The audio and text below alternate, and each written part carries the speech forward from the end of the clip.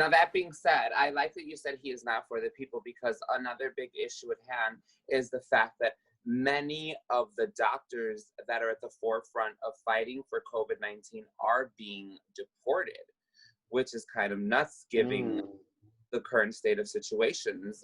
So what do you guys feel about that? Should the borders be closed? Should there be some sort of level of restrictions being lifted, because these people are definitely essential workers in this time of crisis? What do you guys think about that? Okay, well, let me go back and answer the other question, because I didn't get a chance to answer the other question. You asked if there was anything good that Trump has done. And I will tell you two things that I very much appreciated.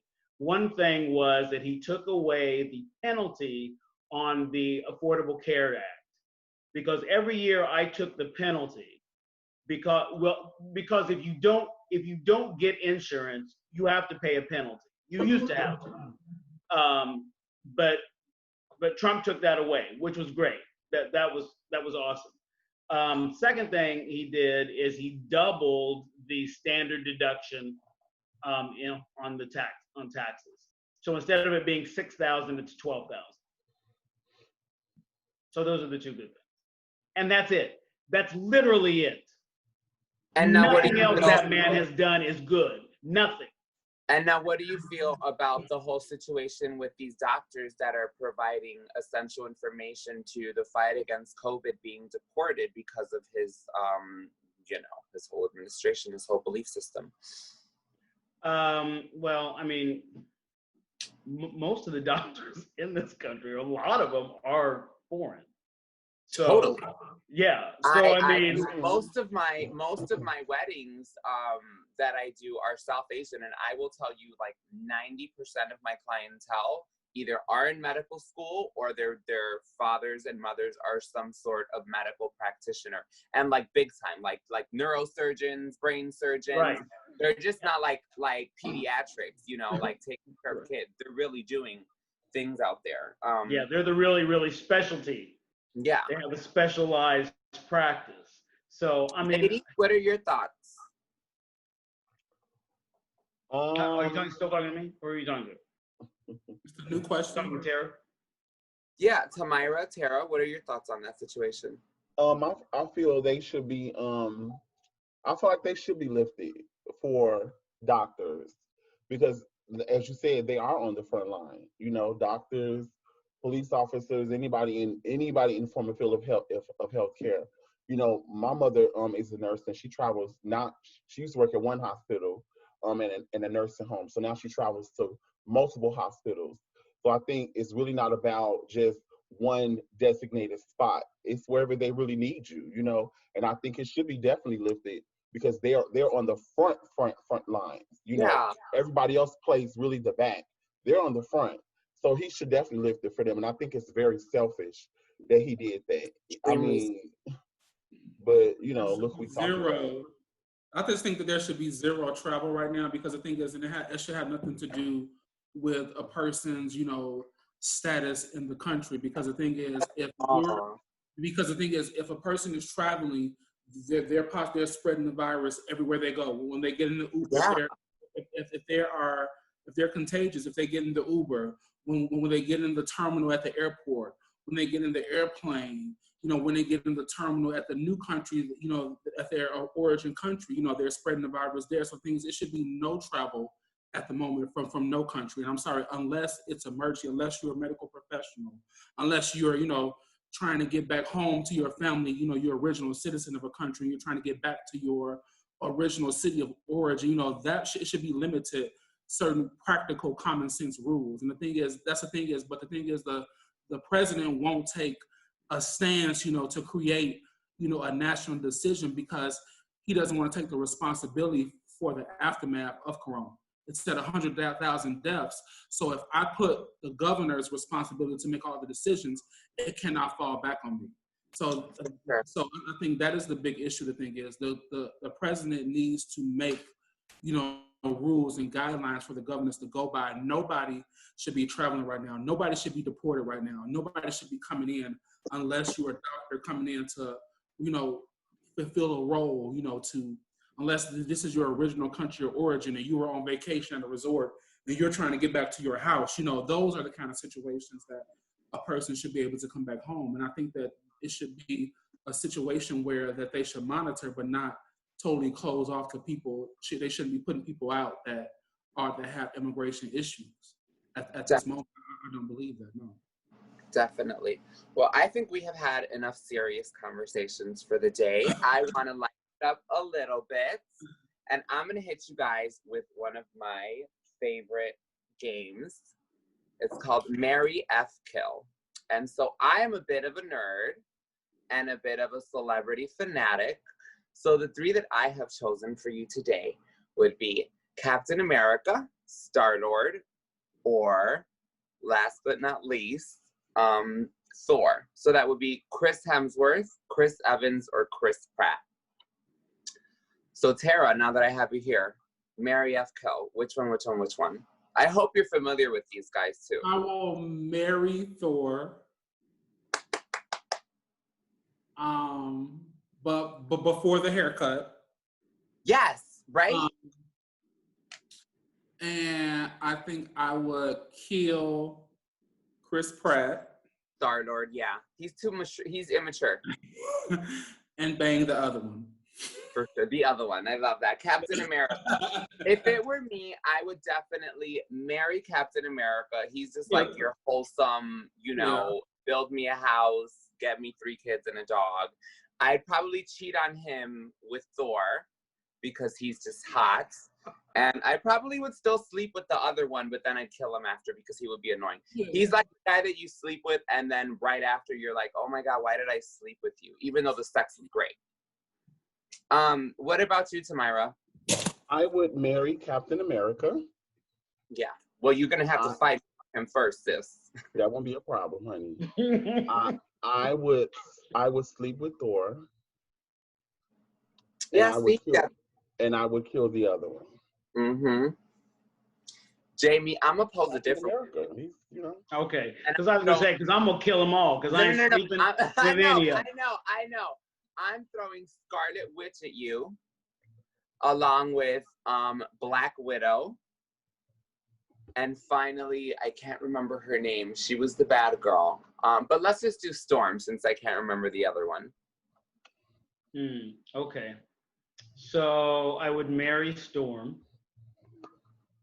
Now, would you marry Halle Berry Storm, or would you marry the new younger Mohawk Storm? I forget her name. Oh, Halle Berry. That's who I was thinking of. Berry. I didn't know there was a new younger one. All right, Jamie. I was finna say, honey. I don't do new young. Halle is 50. I do Halle Berry. Okay. No, new young would not be fun. And then who were the other two? I'm sorry, I forgot. Scarlet Witch or Black. So Scarlett Johansson, or I don't know the other girl because she's. Oh, actually, do you know who Scarlet Witch is that I just found out? She is the younger sister of Mary-Kate and Ashley Olsen. Emma Olsen, I believe her name is. Okay. So yeah, that person I would kill.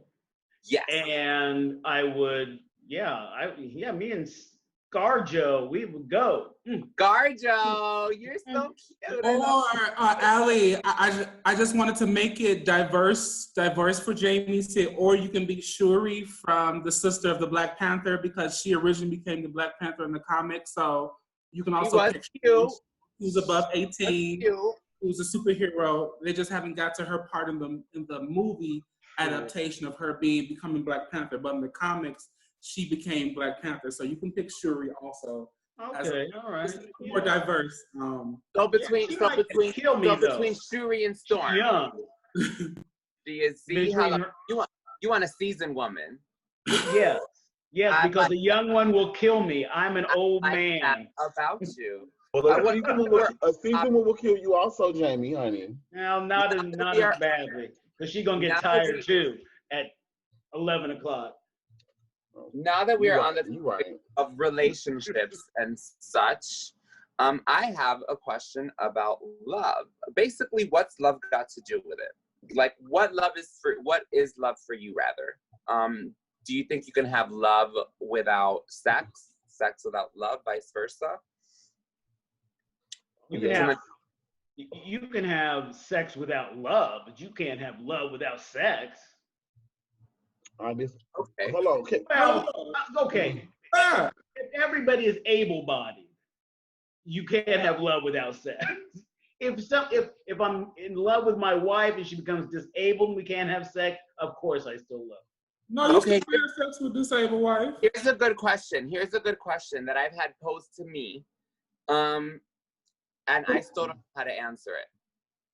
Somebody asked me, because I love men. I love men. I love every inch of a man's body, every pun intended. Oh. And somebody asked me if I would be able to, I'm also a firm believer that sex is a big part of a relationship. Like, you have to be able, I have to be able to have good, enjoyable sex with my partner for us to have a stable relationship, because it's a big part for me. And if I'm not getting it from that person, chances are I won't want to be with that person. So somebody asked me, because I have girlfriends that are trans, they're trans women who are dating trans men. And somebody asked me if I would be able to date a trans man solely off the sexual part. I've never had sex. I've never had any intercourse with a vagina whatsoever, right?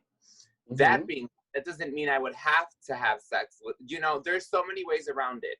So they posed the question to me if I would be able to have a relationship like a genuine, healthy relationship with a trans, because I value sex so much. They were like, you wouldn't be able to, because you'd be like, no, I need, the obvious. I said I would be able to, simply because I think it's possible to have an emotional relationship with somebody. I compare it to like people that have relationships, long distance relationships.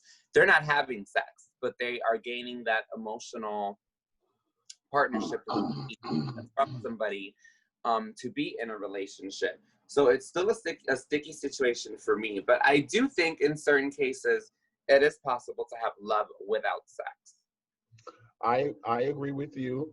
Speaking from only my personal experience, I have been fortunate enough to have lots and lots and lots and lots of great sex with a lot of eligible bachelors, of men from all walks of life, college basketball players, corporate men, big drug dealers, all that.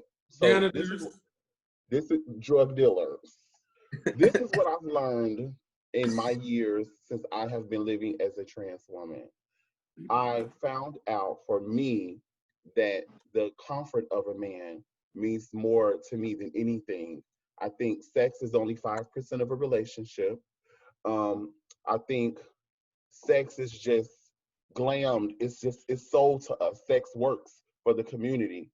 I fell in love with a guy. We only had sex once. We was together for 3 years, and I fell in love with him for the way he treated me. I was always with men who fucked me from up, down, side, but they didn't care. This guy treated me like a lady. He was open with me in public. He cared about me. He was masculine. He was gorgeous. He had a job. Like, I fell in love with that. I fell in love with who he have was. all that, and then the sex is super whack. You'll be okay with it? I would be okay with it because sex is not really important, because once we have sex, then what do you have? You don't have anything. If you just having sex with your partner from day in, day out, what do you have? If your relationship is built on sex, then you don't have a relationship. I will never want my man to never see me. I want my man from the day I'm up till the day I die to look at me and be like, I cannot wait to just plow her throughout this house. Doesn't mean that that's all he thinks about. He's gonna love me because I cook for him and I'm that bitch, but I will never want my man to not see me as an extremely sexually desirable person. And I will never stop I'm going to put effort into that. I feel like a lot of women stop putting effort into that. Like, I don't care if it's 3 years. When he comes home sometimes, surprise him and be in an apron and some Louboutins over the stove. You know what I mean? because them, I mean, at least the men that I have, they provide for me. You know, you put me in this big ass house, so why shouldn't I be this extremely sexual person for you?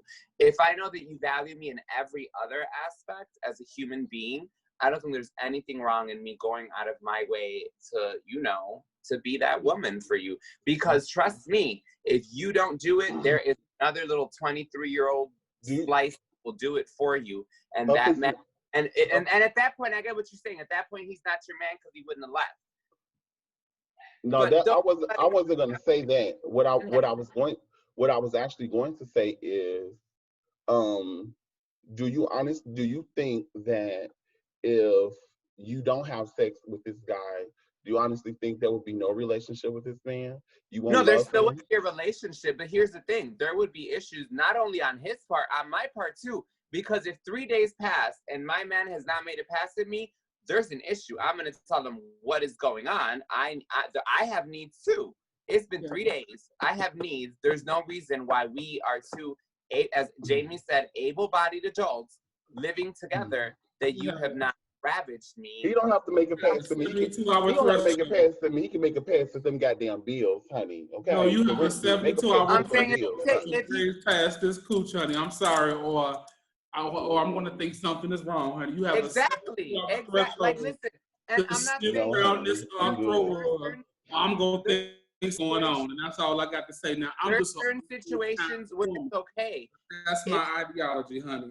If you're not knocking around this door, if you're not ringing this bell, if you're not honking this horn, if you're not tapping on this glass, honey, then I think you at somebody else's. So, and that's just me. It doesn't mean that that's the truth, but I'm gonna be like, hey, it's been 72 hours, and if I know you're a super special being, hey, either you jacked off too many times today, it happened, or sex somebody is so overrated though. Your chestnuts. But sex is overrated. It's overrated. Oh, I don't think it's overrated. It's overrated when there's no love. It's overrated when there's no love, but when somebody. Jamie, what do you think? It's not overrated. well, first of all, sex is not overrated. Secondly, I need to clear up a little something that you said about having sex with a trans man. Sex with a trans man is just as penetrative as sex with a cisgender man. That's what and you'd be just as happy. I guarantee you'd be just as happy because I'll never go limp. So no, right. But here's the thing. For me, right, and I get that. I know that I can have a trans man plow the entire living life out of me. But to me, I know that it's still not, I don't know. It's just there's a disconnect because it, okay, well, wait, I could be wrong. When you're saying it's penetrative sex, it would be like with a strap on, right? Yep. Right. I need, and this may sound extremely vulgar, but for me, there's a disconnect knowing that it's not pulsate, baby. It needs How would you know if you love somebody and you're into somebody and they're wearing you out like a $2 hoe from behind? You're not gonna be thinking about if it's pulsating off the straw. You're gonna think about I love this person. Let me tell you, wearing me out like a $2 hoe the rest of the month. That's all you're gonna be thinking about. Let me be very, very explicit with you for 2 seconds. When you get ready to have intercourse with your man, it's certain things on a penis that I like to do. I like to watch him. I like to watch him pre-cum. I like to watch him come on my titties. I want to feel him come in me. And a dildo cannot do that, baby. So no, thank you. Channel. No, thank you, baby. PBS, please. Hello. PBS me, please. I'm no pun intended, baby. And it goes both ways. If a man didn't want me because I didn't have a vagina, I would say okay. Ooh, PBS me, please. You know, I grew up coaching. I can't talk like that. I'm just feeling the real beat, girl. No shade. This